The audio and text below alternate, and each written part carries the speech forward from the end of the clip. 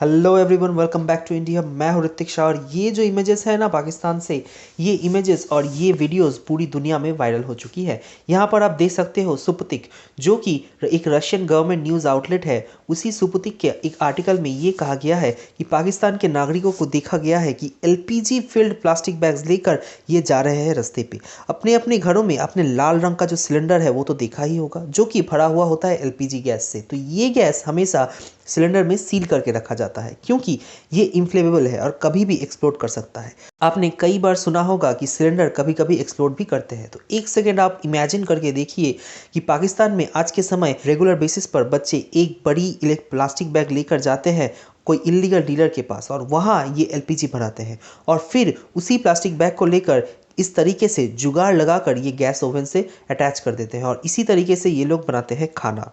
Of course मुझे ये भी बोलना पड़ेगा कि ये पाकिस्तान में सारी जगहों पर नहीं हो रहा। रैदर पाकिस्तान की पंजाब प्रोविडेंस को छोड़कर बाकी जो जगह है वहाँ ये कॉमन सीन है, जैसे कि केपीके या बलूचिस्तान जैसी जगहों पर जहाँ पाकिस्तान के साथ तालिबान के कॉन्फ्लिक्ट अभी ज़ोरों से चल रहे हैं, वहाँ ये कॉमन सीन है। और मैं आपको ये भी बता दूँ कि ये बहुत ज़्यादा डेंजरस एग्जाम्पल सेट कर रहा है पाकिस्तान, क्योंकि बहुत ही जल्द होगा क्या कि ये जो स्टाइल है गैस कैरी करने का वो अफ्रीकन कंट्रीज़ के अंडर डेवलप्ड कंट्रीज़ यूज़ करना स्टार्ट कर देंगे। इस तरह से इनफ्लेमेबल गैस कैरी करने का जो तरीका है वो बहुत डेंजरस है, क्योंकि रास्ते में एक्सीडेंट्स के चांस बहुत ज़्यादा बढ़ जाते हैं और अगर एक्सीडेंट्स हुए तो बड़ा ब्लास्ट होने वाला है। अगर मुझे ये बात पता है तो पाकिस्तान की जो अथॉरिटी है उनको भी ये बात पता होगा कि ये कितना डेंजरस है। तो पाकिस्तान की सरकार ने वैसे तो ये बैग बैन कर ही दी है और जो ये बैग बेचते हैं उन पर भी फाइन लगा रखी है, मगर पाकिस्तान में अभी एक तो कुकिंग गैस की कमी चल रही है और रिसेंटली पॉवर्टी भी बहुत ज़्यादा बढ़ चुकी है। उसी वजह से लोग एक बार को रिस्क फेस करके ये बैग खरीद भी लेते हैं, ये बैग यूज़ कर रहे हैं कुकिंग के लिए, क्योंकि सिलेंडर से ये सस्ता पड़ता है। और ये जो गैस वाली बात है ना वो तो सिर्फ टिप ऑफ द आइसबर्ग है, क्योंकि अभी पाकिस्तान में ऐसी एनर्जी क्राइसिस चल रही है जो हमने शायद साउथ एशिया में श्रीलंका को छोड़कर किसी भी कंट्री में नहीं देखा होगा। पाकिस्तान की सरकार ने हाल ही में एक एनर्जी कंजर्वेशन प्लान इन्फोर्स किया है जिसमें काफ़ी अजीब बातें लिखी हुई है। पहले तो पाकिस्तान में सारी मार्केट्स 8:30 बजे बंद हो जाएंगे।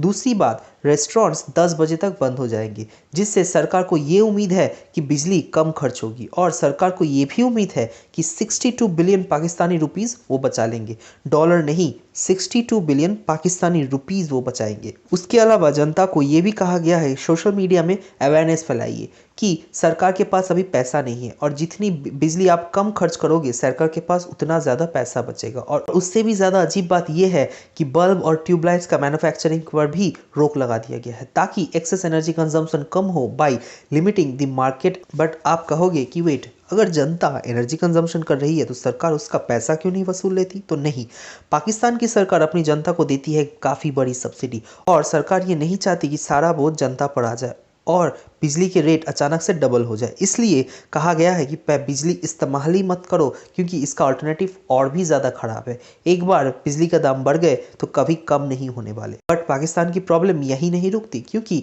पाकिस्तान के रेलवे के पास आज के समय डीजल यूज़ करने तक के पैसे नहीं हैं और बताया जा रहा है कि हालत ऐसा ही रहा तो पाकिस्तान का रेलवे नेटवर्क भी कोलैप्स कर सकता है। अब मैं कह रहा हूँ कि जो आज के समय पाकिस्तान में हो रहा है ना वो एक अपने आप में एक स्टडी है, क्योंकि ऐसी हालत अफ्रीका में कई कंट्रीज़ में भी देखने को नहीं मिलती। अब आप एक क्वेश्चन करोगे कि पाकिस्तान की ऐसे हालत होने का कारण क्या है? नेचुरल गैस की इशू, इलेक्ट्रिसिटी का इशू, यहाँ तक कि डीजल का भी इशू, इन सब का रीज़न क्या है? तो देखिए, प्राइमरी रीज़न यहाँ ये है कि सिंपली पाकिस्तान के पास पैसे नहीं है। अगर हम गैस यानी एलएनजी, मैं यहाँ एलएनजी की बात कर रहा हूँ, एलपीजी की नहीं, तो एलएनजी के बारे में देखें तो इंडिया ने 2022 में खर्च कर दिया था $10 बिलियन से भी ऊपर एलएनजी इंपोर्ट करने में। एलएनजी बहुत महंगी पड़ती है इंटरनेशनल मार्केट में और पाकिस्तान के केस में उनके जो एलएनजी और एलपीजी के रिजर्व्स हैं वो भी ख़त्म होने को आए हैं और इंटरनेशनल मार्केट में आपको देखने को मिलेगा कुकिंग गैस का दाम बहुत ज़्यादा बढ़ चुका है। कुछ कंट्रोल में आई है अभी, बट फिर भी दाम पहले से काफ़ी ज़्यादा बढ़ चुका है। तो इसलिए पाकिस्तान अपनी बहुत कम विदेशी मुद्रा भंडार से ये परचेसिंग नहीं कर पा रहा। अब पाकिस्तान में ऐसा अचानक इन्फ्लेशन का और एक रीज़न भी है। पिछले साल जो बान आया था ना पाकिस्तान में, जो कि केपीके और बलूचिस्तान जैसे इलाकों में लोगों का रोज़गार और बिजनेस के ऊपर एक बड़ा डिस्ट्रक्शन का स्टैंप छोड़ के गया है। पिछले कुछ सालों के मुकाबले पाकिस्तान में पॉवर्टी 35% बढ़ चुकी है। हाँ जी हाँ, 35% पॉवर्टी बढ़ चुकी है पाकिस्तान में।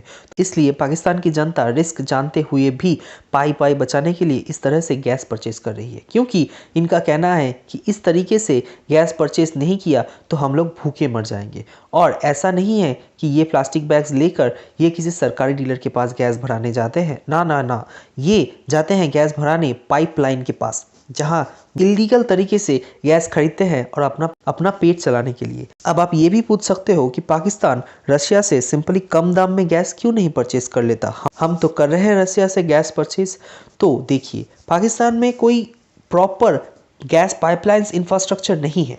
तो अगर मान लो एक बार को पाकिस्तान ने रशिया से गैस परचेज भी कर लिया तो केपीके और बलूचिस्तान जैसे इलाकों पर वो गैस पहुंचा पाना बहुत मुश्किल होगा। अब इन सब को छोड़कर भी कुछ टाइम पे, दिनों में या हफ्तों में, एक्चुअली प्रॉपर टाइम डिपेंड करता है रियली, ये हो सकता है कि पाकिस्तान को एक और धक्का लगे।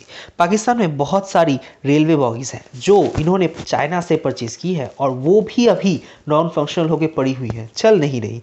एक तो पाकिस्तान के पास पैसा नहीं है, ऊपर से इतनी सारी प्रॉब्लम, वो भी एक ऐसे समय पर जब पाकिस्तान की आर्मी तालिबान के अगेंस्ट एक बड़ा मिलिट्री ऑपरेशन स्टार्ट करने वाली है। तो इसलिए ये सिचुएशन फ्यूचर में एक बहुत बड़ा चैलेंज लेकर आएगा पाकिस्तान की सरकार और उनके देश के लिए। ऐसे ही रोज़ के खबरों के लिए चैनल को सब्सक्राइब करना मत भूलिएगा। अगर आप यूपीएससी एग्ज़ाम में सही से प्रिपरेशन करना चाहते हैं तो फॉलो करते रहिए मेरे चैनल को, और एग्ज़ाम्स के लिए रोज़ की ताज़ा खबरें सुनते और जानते रहिए हमारे साथ।